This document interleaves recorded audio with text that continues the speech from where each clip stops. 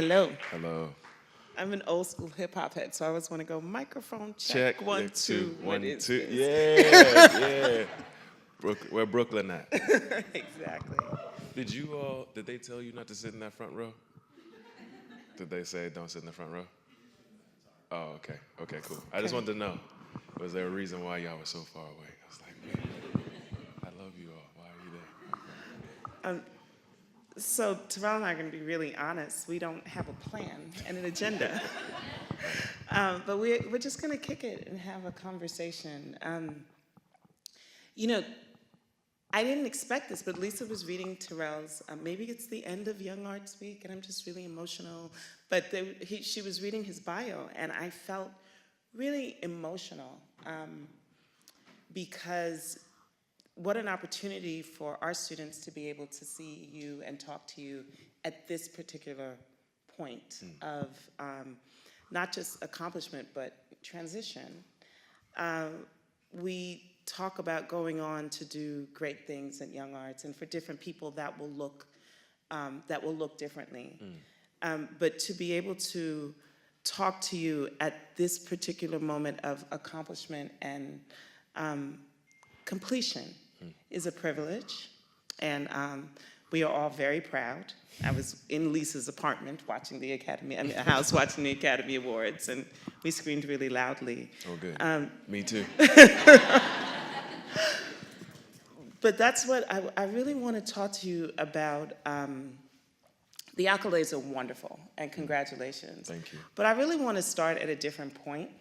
I want to start at the point where if there's ever a moment or moments where you just felt like, you know what, I could go to law school, like you felt like giving up. And if those moments did exist, what was the thing that made you decide not to? First of all, thank you. That's very kind of you. And it is always a pleasure to be here. When I was it's interesting, and this is going to sound like a dig, but it's not. So archive person, make sure you record the entire thing I'm saying. When I won for Young Arts back in 1999, I didn't actually win. I was a merit. I got an honorable mention.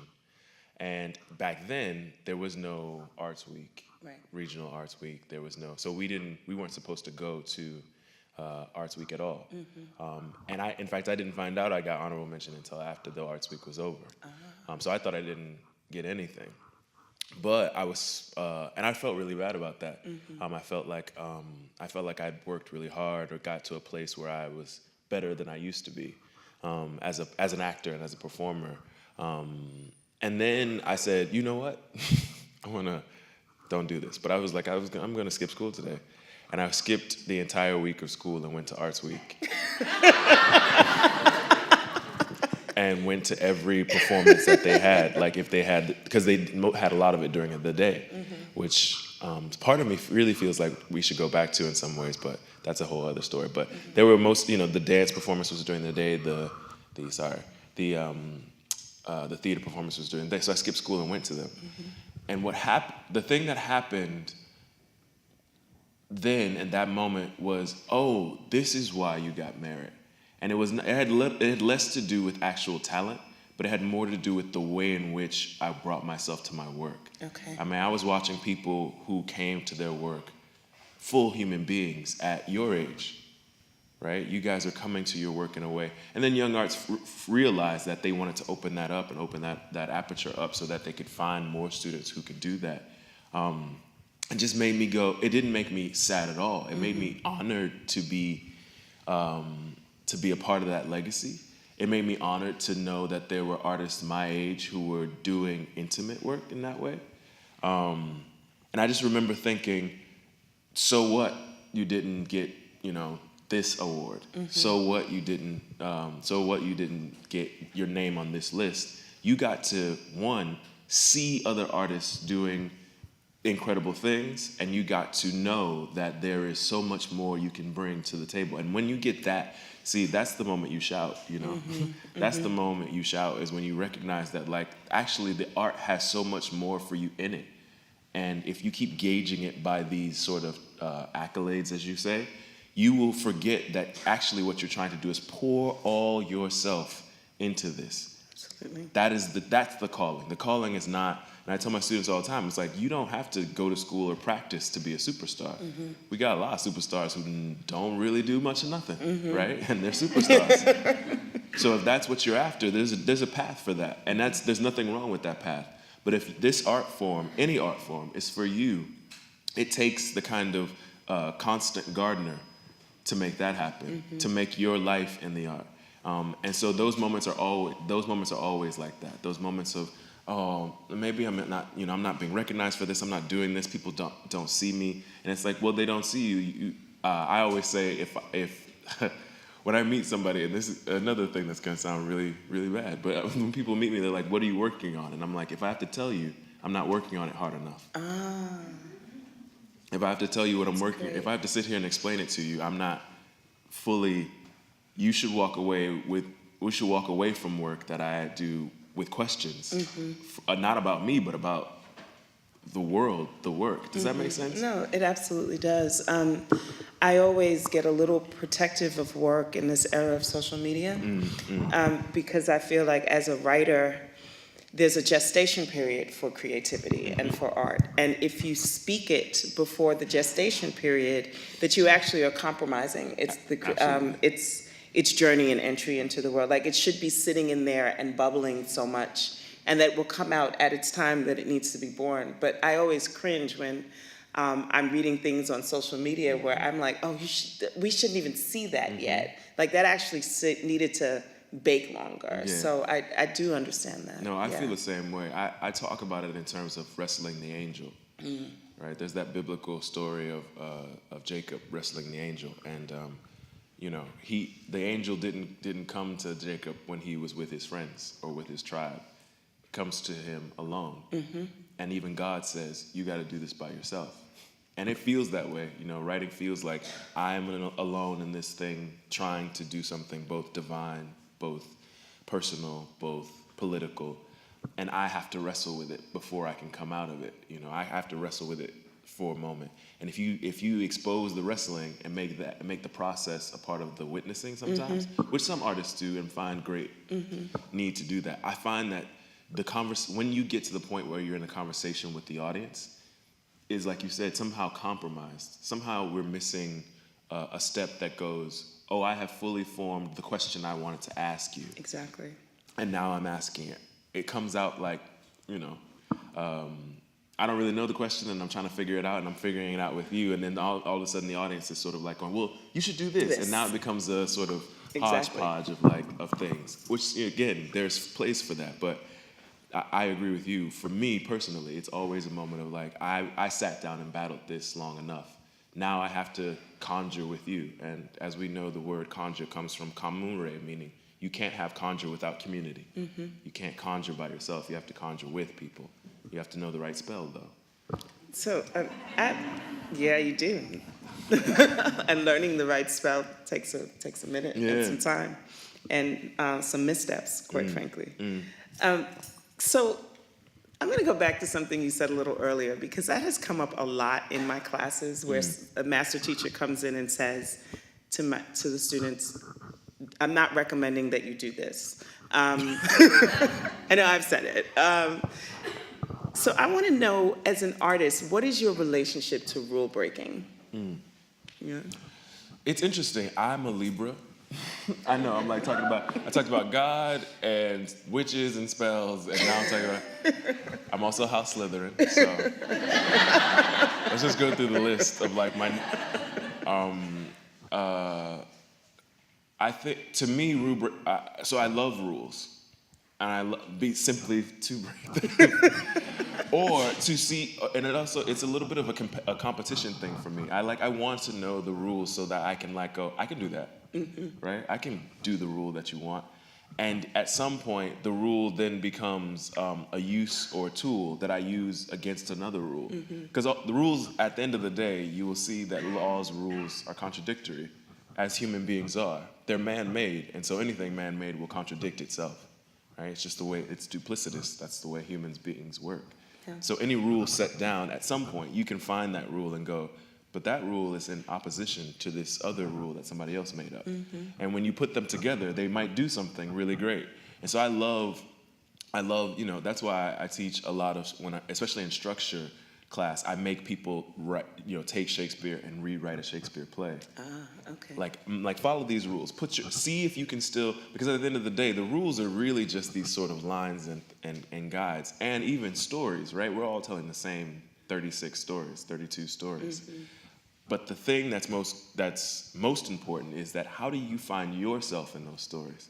Because that's the new, right? There's never another you, right? So even if we could write the same events, but how we do it, the way we do it, the perspective will be uniquely ours and has to be.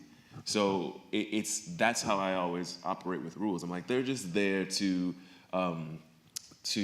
as all obstacles, force you to go above and beyond, or over and under, or force you to find the creative way around or into things.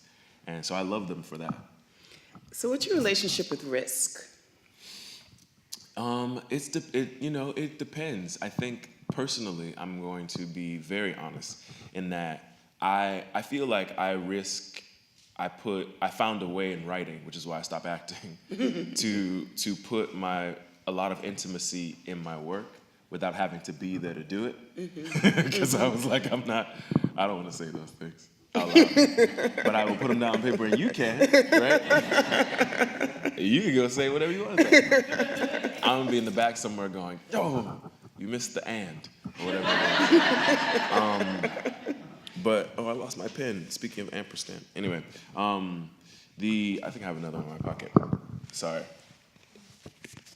I don't. There was this little pen that I have that's literally about and. It says and on it. It's to talk about intersectionality, but it also just makes me feel like I try to say yes and to like putting myself on the page. But then recently, once Moonlight came out as a film and I saw it myself, I remember I felt like, oh, there he is. Like there was the 22-year-old me who had wrote that original script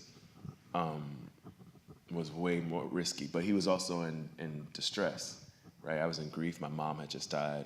I had lost this job that I was supposed to have. I was graduating from college, high school at 22.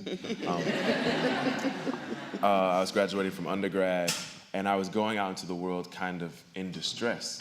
I really didn't kind of have a compass, and so that person was in a place of extremis who was risking by putting things down. And then there was and now on the flip side, I think it comes at a great time because I'm in a place where people are like, oh, we'll read anything you want. And now I'm at a place where I'm like, okay, cool, you read anything I want? I'm gonna be like the most, But it's that in-between time that kind of feels like, oh, man, I wish I could remind myself on those middle steps to be that vulnerable, to risk that much, because and Richard Nelson says this all the time. He says writers write their best at their worst or their best, if that makes any sense. When they're well fed or at the top of their game, or when they're have nothing else to lose, they sort of risk their best. And it's important to me, and will be important to me going forward, to continue to remind myself and my students, like, don't waste those middle steps. Risk then too, right? Things may be okay and feeling okay. You're sort of getting your life stable, figuring out which college you're gonna go to, don't wait until the bottom falls out to risk it all, because you're going to want to have practice in that. Right. You have to practice risk, right? Anne Bogart talks about that. Martha Graham talks about that, right? She's like, you have to practice the danger, because if you don't practice the danger, we don't practice danger in real life. What do we do in real life? We practice norm. Exactly. We walk outside and go, be cool. be normal. Somebody's following me. Something happens. What do we try to do? We try to reorient ourselves to go back to normal instantly. Okay, I'm calm, right? We don't spend a lot of time in the risk, in the vulnerable, and so for us artists, we have to cultivate a moment, and this doesn't mean in life we do this, because I'm not saying be dangerous to yourself or to your body. But if you're going to practice, you have to practice going to the dangerous place in your work, so that you get used to it. That becomes like second nature, that you don't have to work up to it. one of the great joys of teaching master classes at Young Arts is that you see students who have a lot of craft. Yes.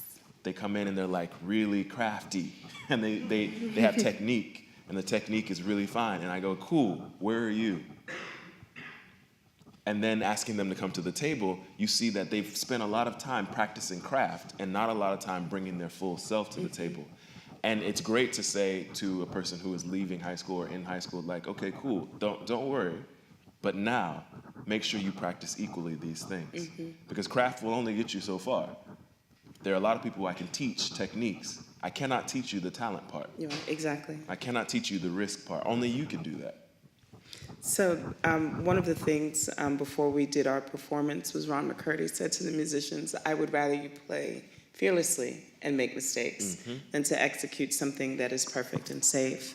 And this is the best time to be fearless. I know I look back, there's certainly pieces and awards and things that have gotten more acclaim, but my favorite writing, some of it is the stuff I did at 24 and 25, where I really was learning how to do what I did. Like I was not a writer. I didn't go to journalism school. I didn't take creative writing classes. I sort of bogarted. The Voice gave me an assignment on a fluke because I had an idea. And like, if she can write it all and do it in 36 hours, we'll run it, which is how I got my first assignment. That's amazing. But then I had to learn how to be a writer, because then they would say, do a profile. And I'd be like, yes. And then I'd have to go to somebody, can you explain to me what a profile is? At almost 52, I look back at that person as fearless, And I am constantly, as an artist, trying to get back to that space and remember someone that just, I didn't really know the rules. So I didn't have fears about breaking them. And one of the things that, it's so interesting to me that you wrote Moonlight when you were so young, because even the structure for that in this time period as a film feels fearless, you know what I mean? Feels new and feels different. One of the things I wanted to ask you was, like, what is your relationship to music? Because that's such an important part of that work. Well, it's interesting because, so if you read the original script in Moonlight, Black Boys with Blue, there's a lot of music and sound in it. And then Barry, who is incredibly, Barry's a master, and you guys should get him to talk. He is a visual and a sound master, meaning he's a filmmaker, right? Because all film is visual and sound, not sound and or visuals. It's both. How do they play in with each other? And has been since the dawning of filmmaking, right? Even in the silent pictures, it was the music and the visual that was helping tell the story. And so his relationship to music and how it centers us is incredible. And so for me, I always have written even plays with just being like, here's a song that comes out of nowhere. Here's a breeze that sounds like this. And every time you see a director go, what the F does that mean? Like, what do you mean the wind sounds like Call Me by Aretha Franklin? And I'm like, that's what it sounds like. So you either can play a breeze but I think what happens is we end up collaborating in a way that people find a way to make that happen, because you just know that sound and rhythm are playing a relationship with us at all times. And I think that's something about growing up in Miami, maybe not. We're used to hearing music outside, if that makes sense. We're just used to, Miami bass, there was always, somebody's car bumping music loud. People would open their doors in Calle Ocho and just play music out, and like you're used to a kind of fanfare of sound with music particularly, but rhythm especially, just outside, not just in the home, right? And so I think for a lot of artists, music was an intimate thing that they listened to with parents or they went to a concert. But for us, music was a sort of democracy in that way. You always were getting a groove from somebody. I remember one time, there was always this person in our neighborhood who I think was homeless. She might have been homeless, I don't know. But she was always walking around the street singing at like, just this voice, she would just be like, and you would hear it and be like, oh, that's just, so-and-so. But it would hit you in a place that felt like, where is that coming from? And how she's just sharing it, you know? So, sometimes those people are singing and trying to get, you know, funds and money. But she wasn't doing that. She was singing literally just because that was in her, you know, what she was doing and going through. And I think my relationship to that has always been like, how do I make sure that music isn't something that I'm using as a substitute, but as a way to pinpoint the world. And I think in Moonlight, that's exactly what Barry was doing. I mean, he literally takes part of, you know, orchestral sounds and chops and screws them, which chopped and screwed is a type of music that came out of the South. I don't say where because they get all kind of upset if you say which city it came from specifically. And I'm not into it that much to care. But it originated from the South, and it takes it takes music and then you literally slow down you chop it so that the meter is slower. And you screw it so the meter is slower, and then you chop it so that it's in less than 4 beats per measure. So the song literally you get hip hop songs that sound like ballads in a way, or at least mid-tempo ballads. And so when you get, you know, Classic Man midway through the movie, you're hearing the chopped and screwed version of that song, and it brings out the yearning in it. And so as the film progresses, Barry is trying to place music, even orchestral music, that is slowing down and becoming more yearning as this person is sort of growing up and becoming more calcified. He's also growing up and yearning in an inside way. So again, he's not substituting the music for anything. He's using it as a way for us to stay engaged emotionally. Yeah, I mean, I've written plays literally where it's something like, this isn't PC for early enough in the morning, but in this play called Wig Eye, one of the stage directions is something like, bitch, she walks in and the music is slaying. Like, you know, I think those stage directions are helpful. We all can figure out what that means at some point, you know what I mean? So, yeah, I think, and the last thing I'll say about that is when I was assisting August Wilson in undergrad, who August Wilson is a playwright who created a century of 10 plays, or a play a century, before he passed away, for his canon of work about chronicling the Black experience in America. And before he died, he gave me an iPod. I know, it's a really stupid story, but I was a really bad assistant. Like terrible. Like I didn't, and he would just like send me on fool's errands all the time. And it was fun for him to do that. So my computer had gotten stolen at Yale. I know it's quite impossible for people to think that way. But it happens. But New Haven's dangerous. It really is. No, it is. No, yeah, I know. They're laughing. I'm dead serious. No, it is. I went to Wesleyan in Middletown, so I know. Exactly. So I left my bag somewhere. I left my bag in the foyer of a building trying to help some people, and my bag got stolen. So all of my music got taken. And then, and all my music and my writing, there are plays in there I don't even remember. They're gone. And so this was back in 2005, and I was I was in school and being his assistant, and he's like, "Hey man, I heard you lost all your music." And I was like, "Yeah." He was like, "Oh, okay. Anyway, schedule this thing for us, this next thing." And I was like, yeah, cool. So one day he calls me up and he's like, "Hey, I need you to go and buy my daughter, and what are them things called? An iPod." Now, there was no Apple Store anywhere near us at this point in time. This is like this is back when they still had pages and books. Libraries, you guys familiar? So there was no and I was like, he was like, yeah, how much do you think it costs? So I was like, I don't know. And I knew iPods cost about $200 or $300 at that point, but I was upset because he was sending me on this errand. So I was like, it costs about $500. And so he gave me like this like envelope full of 20s of $500. So I'm walking around with this stack of envelopes, this envelope that's like pressing out of my jacket like this. And I'm like, man, and so I had to add my friend. I called my friend who was a third year. I said, please tell me you don't have class. He's like, I got class. I was like, you don't right now. You need to drive me to Orange, which is like, I don't know, driving to, where could we drive? Well, driving anywhere in LA, but driving driving 40 minutes away from campus through like Connecticut, rural Connecticut, to get to Orange to like get to this Best Buy. And so I get there and I'm like, give me the biggest, most fanciest iPod you got, because I'm gonna show him. And I like bought this iPod and they were like, do you want the warranty on it? I was like, yes.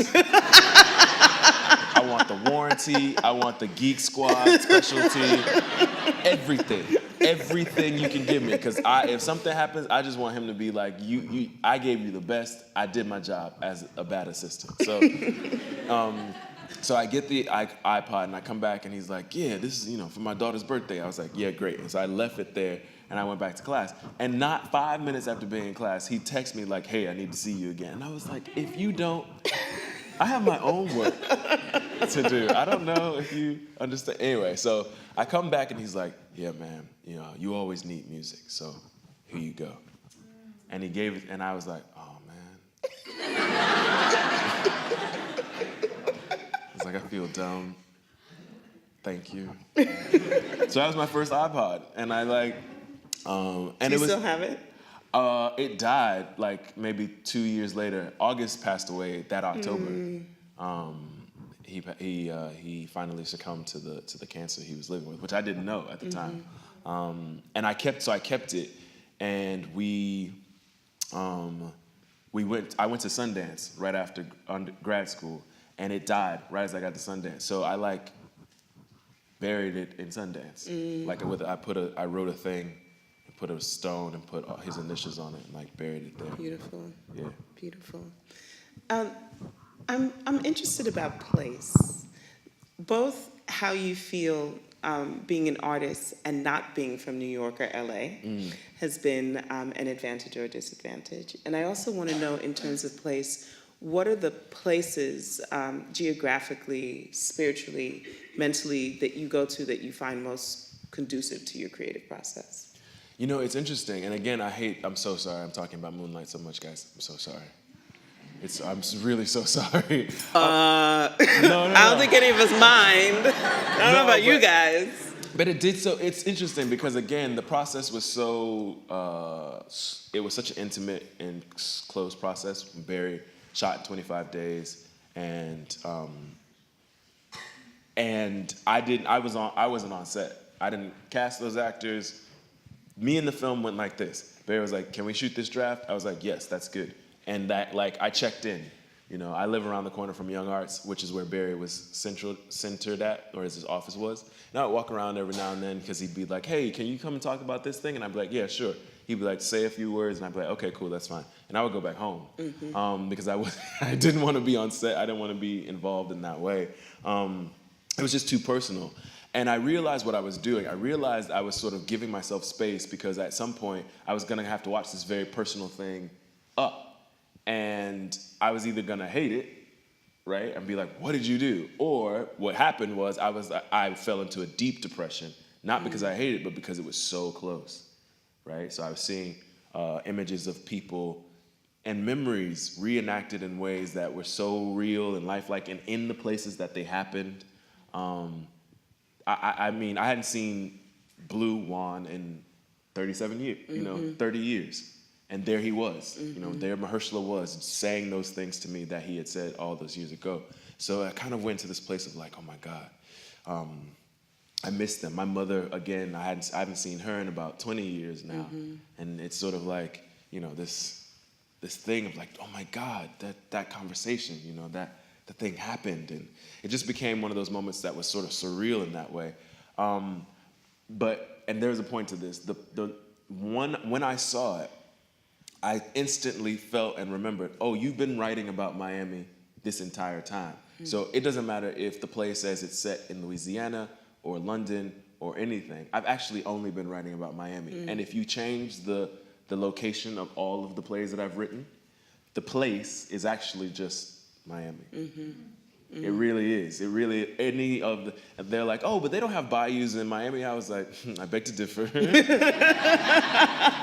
Because when I lived in Homestead, we lived close enough to the Everglades that we had marsh. And so that's what it felt like. It felt, the feeling was always, I could always, when I wrote Wig Out, and we're talking about, the drag ball world, everybody keeps thinking it's New York, but I'm like, actually, this is more so how balls operate in Miami than they do. And so anyway, I once seeing Moonlight helped me see that, because what I had been doing was going, Miami doesn't love me in this way. And so I don't feel like I can write about it and feel like I own it in that way. But then what Moonlight gave me was like, not only do you own it, it is you. You have to. So now I'm like, yeah, there's like 17 plays. Like before that I was like, I think I'm done writing plays for a while. And after I saw it, I was like, no, this is the beginning. Because I spent so much time sort of writing around Miami. Now I feel like, oh no, now let's do the interior close up. Now let's go deeper. Let's investigate that. And so that it's just interesting that you talk about place, because I feel like now I'm literally going to write about 79th Street and 7th Avenue. Like I have corners on my mind that I'm like, I'm writing about that corner today. And tomorrow I'm writing about that corner. And tomorrow I'm writing about that wall. And tomorrow I'm writing about these walls and, the history of that wall, or that lady that I remember from. And that's invigorating and feels alive. I write best when it doesn't really matter where I am, as long as it's dark and yeah. I write in the Batcave. Like, my boyfriend comes home and he's like, "Why is it so dark in here?" I have the side of my apartment is basically as long as the apron of this stage, and there's curtains there that if you open up, it's like this beautiful view of Miami and like lights. And Rebecca's been there, she knows. And that thing stays closed. I'm like, wow. It needs to be dark. I need to because if I get, Miami is distracting, because Miami's like, it's nice outside, go outside. I'm like, and if I go outside, I can write in my head, right? I do a lot of writing, not here, but just here. I'm always working on something here. So I can do that outside, but then, people want to read and interact with you. And when they do, that just, again, like you said, takes something from you. So I try to be, I can't write in snowy places. I know people were like, I go on a retreat and it's snow and isolation. I'm like, girl, if I do that, I will fall asleep. I will fall asleep and not get up. I'll just be like, oh, vacation. That's what this is called. Yeah. Writing has to feel like a work time, and work time means that I have to be in a place where, so I can write it's funny, I can write at Starbucks, especially when Starbucks in a city that nobody knows me. Go in there. The only problem is you smell like the coffee after you leave. Yes, absolutely. And that's problematic. But yeah, I really like to write in a place where I can turn that part of my brain on, that kind of motor that's going to keep running and not get distracted. I find when I'm actually writing and I know what I'm going to say, I can write anywhere. Yeah. But recently I've discovered that I don't create really anymore in New York and LA. I have to, and this has probably been true for most of my career, every once in a while I've got to go to some place that's really unrelated to both of those places. So lately for me it's been New Orleans. Oh, dope. New Orleans has good ghosts, It does. and great music. And I feel like places that force you to hear the music of the city that you're unfamiliar with jar different kinds of story and dislocate you enough that you allow new things in. Yeah. No, New Orleans is strange in that way, in that I dream heavy anyway, but in New Orleans, every time I've been there and have been writing, my dreams are terrifying. And not in like, oh, someone's chasing me, but like, I remember one vividly that I said I'd never say out loud, but oh well, here we are. I woke up and there was like dark sitting on my chest, literal dark. And I was like, dark, please get off of me. And the dark was like, he said something like, you better train me down, or something like that. You better train me now. And I just remember waking up and saying to myself, let him go. But I was just so terrified because it wasn't a person. I said he because the voice sounded like a he, but it was just darkness on my chest, and I was like, I couldn't breathe. But dreams like that happen in New Orleans, and that's why when you said ghost, I'm like, yeah, there are a lot of them there.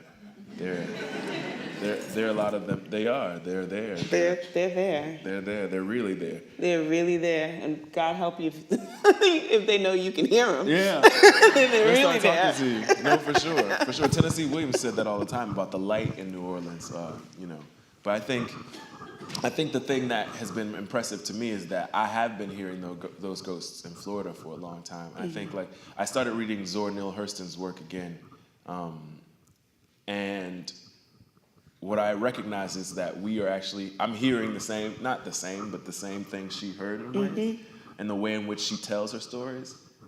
And I don't know, something about that is fascinating to be a part of that lineage. I'm just going to say that dream, that terrifying dream, Oh, yeah. absolutely sounds like one of your plays. Like that's going to end up in one of your plays. I'm I sure was it like, will. oh, okay. So, and then what happened next is what I was like waiting to hear. No, so. for sure. I just want to do a time check because I want to make sure that they have time to ask questions. I'd say in about 5 minutes we'll do a Q&A. I'll come up and tell you. Oh, okay. Thank you, Lisa. Relationships, your creative friendships and relationships. How important have they been to you? Very, very. I mean, I don't know where I would be without people like Andre Holland. He played Kevin in Moonlight. He's the third Kevin, and has been in almost every play that I have written. Not almost, has been. In some way, shape, or form, has been. Theater, unlike other forms of writing. Dramatic writing is a collaborative work, and at some point, if you don't have people who trust your voice, it can be a very lonely place because you spend so much time trying to get people to hear the piece and then to say the piece in a way that makes a kind of sense. So, and even in film, that's true too, especially when you get writers who have a particular way of doing dialogue. If you have an Aaron Sorkin script in front of you.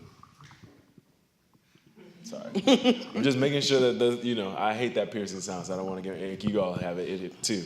You have an Aaron Sorkin piece with that dialogue working in a specific way, and there's some people who can hear that and say it, and there's some people who just can't. They just the rhythm is counterintuitive to them. So my relationships have been really important. I will also say that though a lot of my pieces have a lot of black men in them, it's been the conversations with black women and women of color that have really helped me learn more. And to the point where, because I will tell you all this. Y'all got me early, so that's why I'm just telling you all my business. That and the Zyrtec is just like got me open, I get fearful about writing women, especially women of color, because I know they're so underrepresented in the media I just get nervous.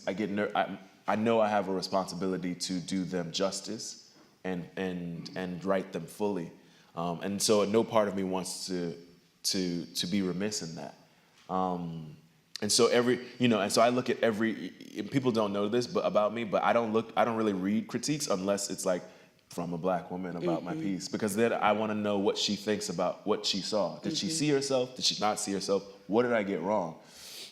And my professor, Lynn Nottage, who is I love Lynn. She's a friend of mine. Oh, dope. Yeah, okay. Yeah. Lynn was my teacher and still is my mentor. And Lynn is a Scorpio, so she will tell you like it is. She don't have no problem hurting your little feelings. But I appreciate it. She's actually born on the same day as my mother, which is always been it's fun for us to talk about. But she just writes in this way and talks about work in this way that's kind of just straight to with love. Mark Rylance said, was it Mark Rylance? Someone said that women have the ability to be in conflict and not hate each other, whereas men don't.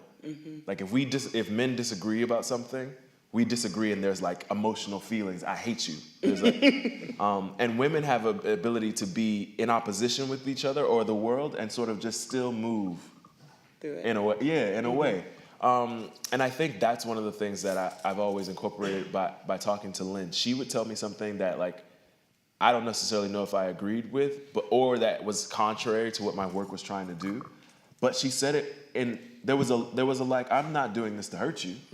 I'm not doing this because I have some sort of attitude and don't want you to win. Whereas I've been with male writers who have been talking about my work, and they're doing it with such vitriol, you know, they're writing about it with such vitriol, and you're like, why you gotta be stank about it? Just say you don't like it. You know, why all the attitude and finding ways to be hurtful?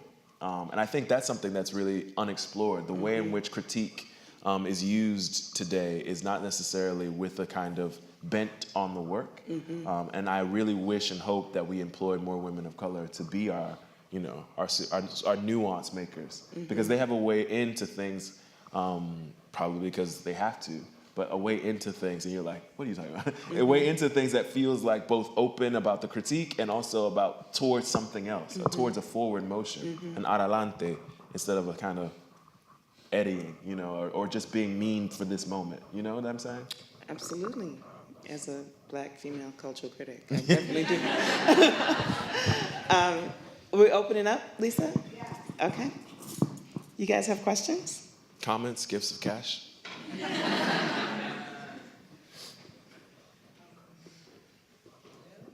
No, I can always go. Oh, I see. Annie?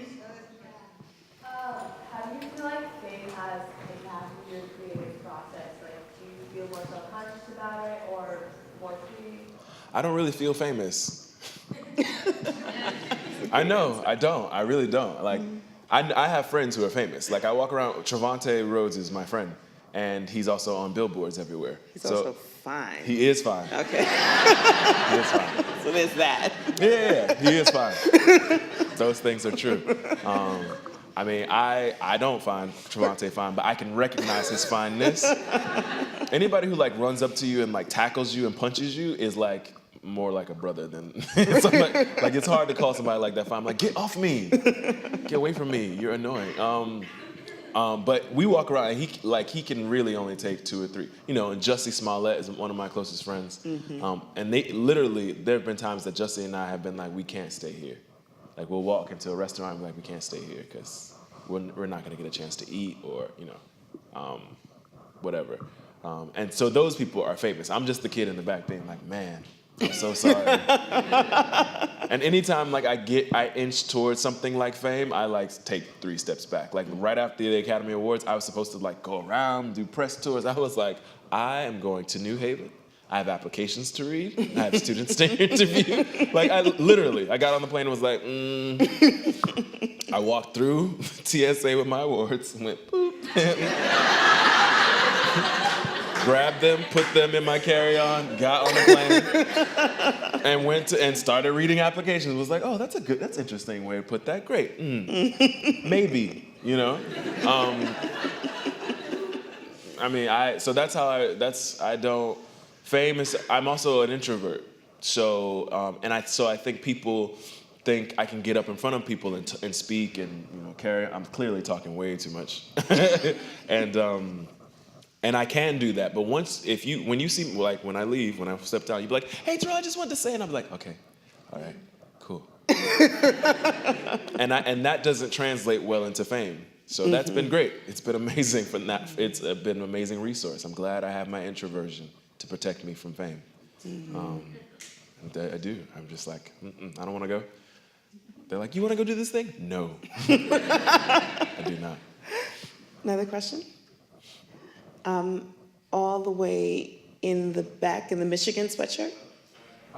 So what was your role in kind of transitioning the play into a screenplay for Moonlight, and what kind of relationship did you have with Barry during that process? So the original script was written, let me describe this, circularly, cyclically. So who's not seen the movie?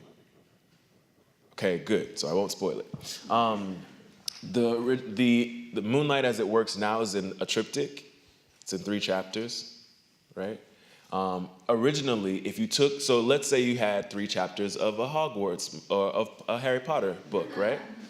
If you took that and then sliced it up so that every day or every episode of that went in kind of order and then mixed it in, that's how the original script worked.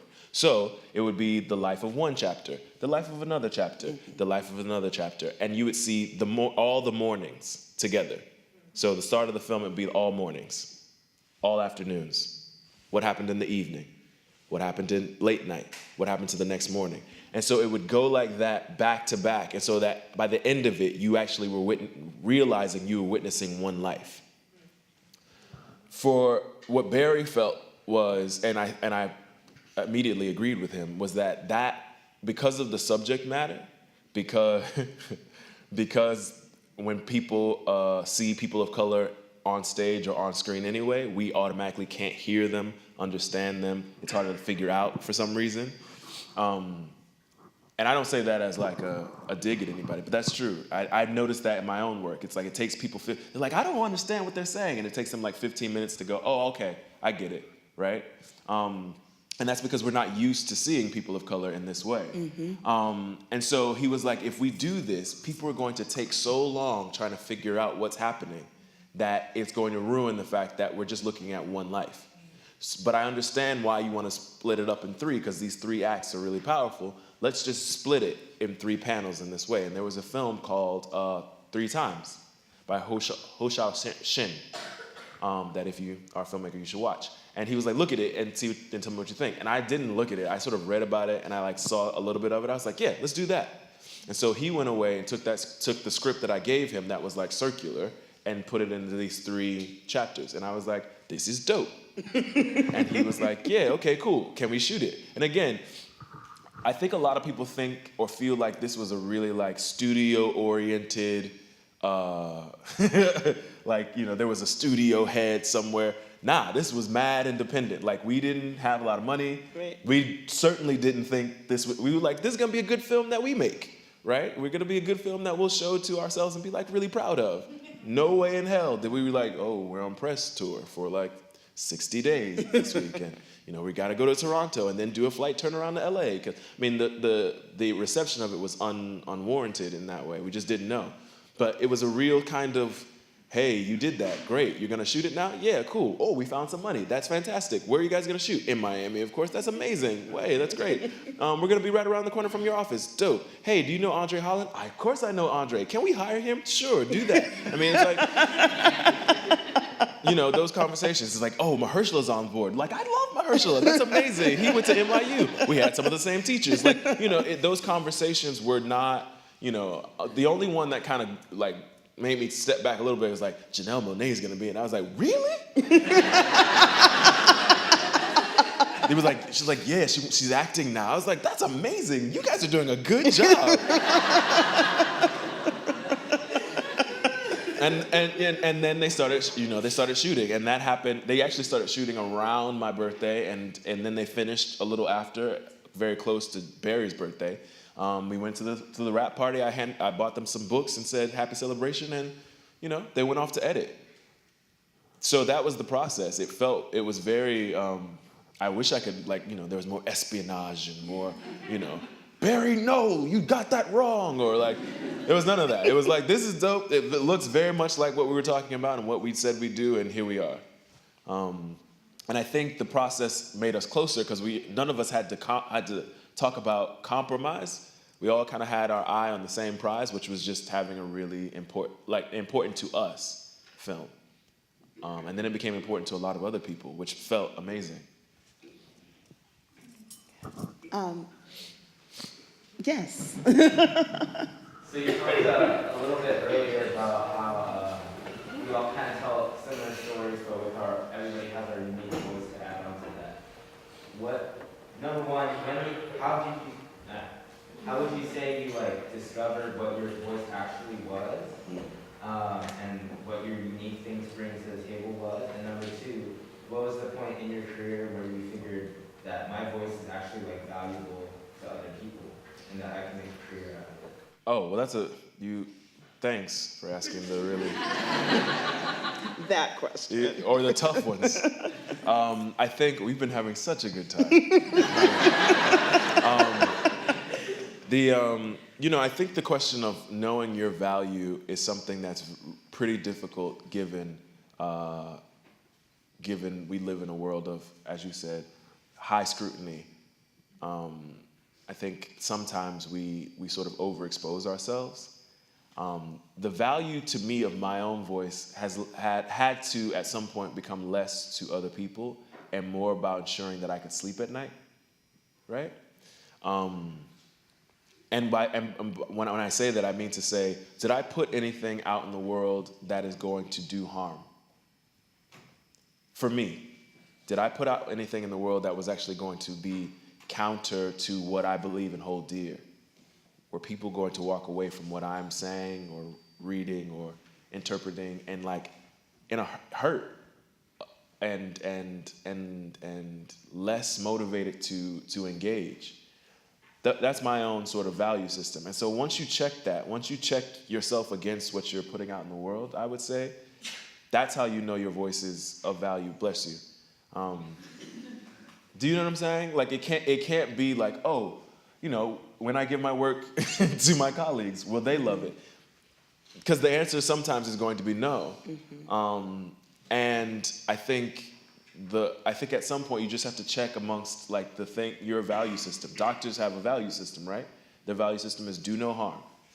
Always, you know, give the best service and treatment. Be honest, be forthright, be clear, right? Those things in the Hippocratic Oath that they take sort of keep them in check when battling some really important things. I think artists have to, you know, make one of those for themselves. Mm.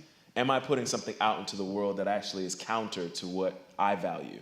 And that is how you know your voice is valuable, right? Because it will be valuable to you and your values. Does that make sense? I sort of went around that. Now, when did I know that my voice was unique? Well,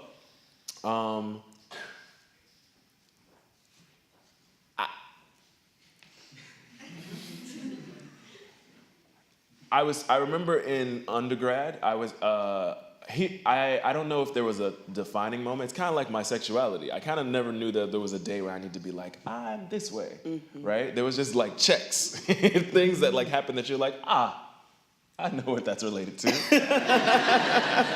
I know why I feel that way. That's that thing.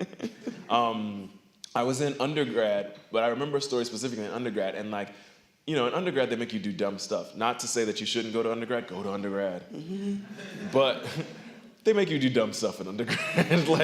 It's because that's what happens in undergrad. We have to make you do dumb stuff so you like go, that was dumb, but I learned so much, right? And so one of the dumb things that I had to do was like write a monologue about like the happiest day that I ever had, or like something happening in your childhood that was really cool, or like the day you learned how to swim or something like that. So I wrote a monologue about how I learned how to ride a bike. And how I learned how to ride a bike was, I had a bike, it had training wheels on it, and I like kicked the shit out, I kicked them until they broke. So I kicked the training wheels off. I was like, these training wheels, get them off. And I kind of kept bending them so they wouldn't touch the road, which is, I don't know why. I just was determined that these training wheels were not going to define me. I was like 6. I don't know what I was going through. I was having one of those days that, like, there was one of those Tarell days where I was just like, I'm not. And this guy, this drug dealer who was sitting on a crate was watching me do this. And I was trying to, like, figure out how to ride a bike. He was like, all right, get on the bike. And he comes down and he's like, all right, you on it? I'm like, yeah. He's like, okay. He's like, I'm gonna hold you the whole time so that you get used to learning how to, you know, ride it, and then we'll figure it out. I was like, okay, cool. And he's like, you ready? He's like, I got you.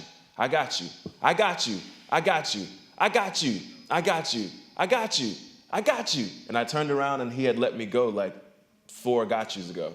And I was riding my bike, and I was like, oh my God, I'm riding a bike. And then I like crashed into a tree. And that was how I learned how to ride a bike. And I just remember that being so dope.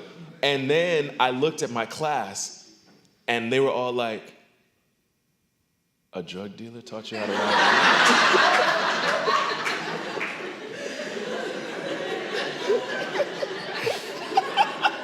And I was like, that's what you got out of the story? You know? But that made me understand that where I grew up, the nexus of things that happened to make me an artist or to make me come to the table were different than the people sitting in the room. I was in a PWI, I was in a mostly white, wealthy institution. and they had never understood. They like literally they were sitting there and their mouths open, like, well, why would he do that? Why would he teach you how to ride a bike? I was like, he saw a kid struggling with a bike. He got up and helped him with the bike. Like, that's what they do. You know what I mean? It's like he's not always shooting up Nino Brown in the corner. You know what I mean? It's like, Not always. you know what I'm saying? Like, but that's how I knew, because I was sort of, again, already chronicling life of people who other people didn't think had a life. I was like, what do you think? I mean, I would have done the same thing. I'm a writer, and I would have done that. You'd have done the same thing. You're an actor. Why wouldn't this person who sells street pharmaceuticals get up and teach me how to ride a bike? He saw me struggling. So I think it's in those moments that I go, oh, there is a world unto me that people aren't privy to, and that I have a unique way of seeing because of just, again, growing up, who I was and where I was. But that is true for all of you, right? That is not to, just because you didn't have a drug dealer teach you how to ride the bike. I'm sure there was a funny moment where your dad, or your mom, or, the babysitter, or whoever who was teaching you how to ride the bike, sort of cursed in Spanish, or threw a Korean curse over the bike because it hurt you, or whatever. The things that happen to us that are intimate and detailed, I think, will allow you to remember, like, oh, my voice is different, even than my brother or my twin sister. We have time for one more question. Right here. You, yes. So you wrote Moonlight a while ago, and there's a gap of time before it was adapted into a film. Since you wrote it, were you always kind of pushing it to become a film since then, or what was the process of pushing it? So I'm going to tell you a little secret. The script was always a film. You couldn't possibly do what I had done on that script on the stage, especially since it's at the beginning of it says exterior African Square Park, right? It just doesn't. That's not how you write a play. I knew that because I'd written plays, and I had already gotten into school for writing plays. So when writing in Moonlight, I knew it wasn't a play because I had a teacher named Rafael Lima in high school who said, if you hear it, if it's coming to you in voices, it's a play. If you see it, it's a film. If it's coming to you in images, it's a film. And Moonlight never came to me in voices. It always came to me in images. And so that's how I wrote it, in these sort of circular images. And so I think Barry was like, oh, is this how you write a play? I was like, no, this is not how you write a play. This is great. But people kept being like, it's a play. I was like, okay, you call it a play if you want to. But if I gave this to any artistic director and told them to put it up on the stage, they'd be like, what? So it's virtually impossible to do. And one day I'm just going to do that. Somebody's going to be like, can we get the play? And I'll be like, here. Just sort of see what they say. But the gap, so no, I was never pushing it to be a film. I just sort of wrote it, and literally I wrote it and thought, good, there is a place where this thing lives, right? You know how like Iron Man, I'm not Iron Man, but do you know how Iron Man has that like metal thing that's like holding that one shot, that bullet away from like his like killing him? That's what it was. It was like, this thing is going to kill me if I don't get it out of me. It's like about, people who are dead and I think I'll die if I keep this inside of me. So I'm going to put it here. And I just put it there and left it there. And then I wrote like 7 plays, right? I wrote like Brother Size, Brother Sisters. I wrote in Moonlight, In Red and Brown Water, Choir Boy, Marcus, Wig Out, this play about New Orleans called The Breach. Wrote this awful play called American Trade. I wrote all these things in between that because I was like, that's what I'm going to do. That's my livelihood. And the only reason Moonlight sort of prospered into the thing that it is because my friend was like, remember that script you wrote that's supposed to be a film? We need to give that to somebody. And I was like, it's like, it's keeping me alive. It's keeping me alive. It's like, don't mess with it. Don't mess with it. And then like he gave it to Barry anyway. And Barry was like, hey, I got your script. And I was like, great.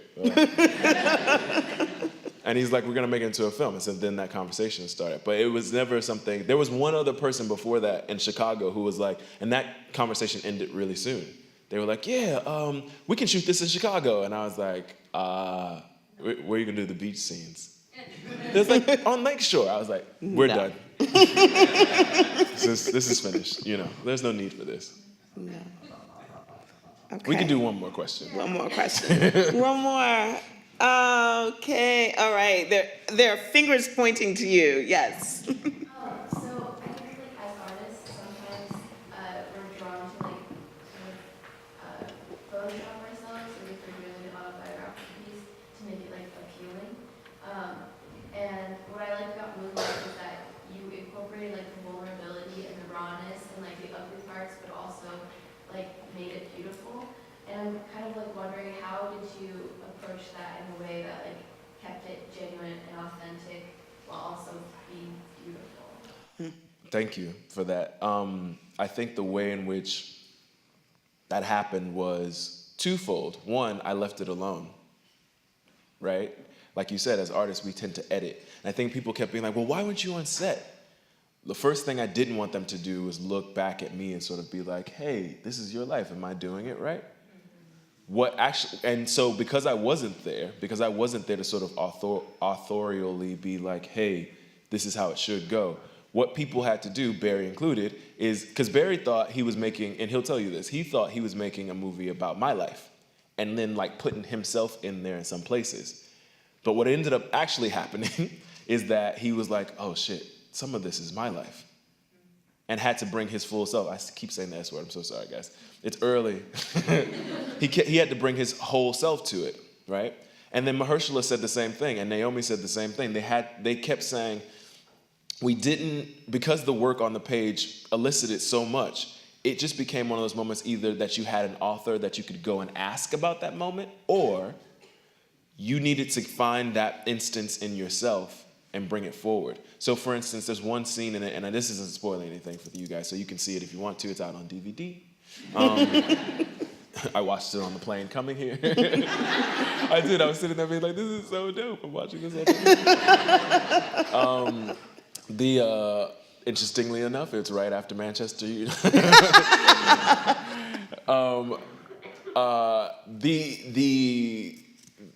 The scene where Mahershala comes out and he's like talking to one of his street rips, who is like one of the drug dealers in it, and he says, how's your mom doing? And the guy says, oh, she's better. He's like, she's better. She's in my prayers. And because Mahershala wanted to make sure that the person that he was playing had a full life, right? He's a drug dealer, but also prays and thinks about his workers' mothers. And so he brought that. Little did he know the same drug dealer who taught me how to ride a bike is the same drug dealer he's playing, right? Who had a full life. But because these people, again, people came to it with such a necessary need to be their most intimate self, those things came out without us having to have a conversation about it. And I think that's what made it beautiful. That I didn't have to force any artist to bring themselves or like dictate how they brought themselves. They just came, they showed up. They showed up fully ready to invest in that way. And so we were lucky in some ways. We were blessed with Barry, who allowed that to kind of happen and do it himself. You know, the producers on it have been friends with Barry for like 15 years, and like they found out things they never knew about Barry. Like his mother was a drug addict too. Mm-hmm. We both had mothers who were addicted to crack cocaine at some point in time in our lives.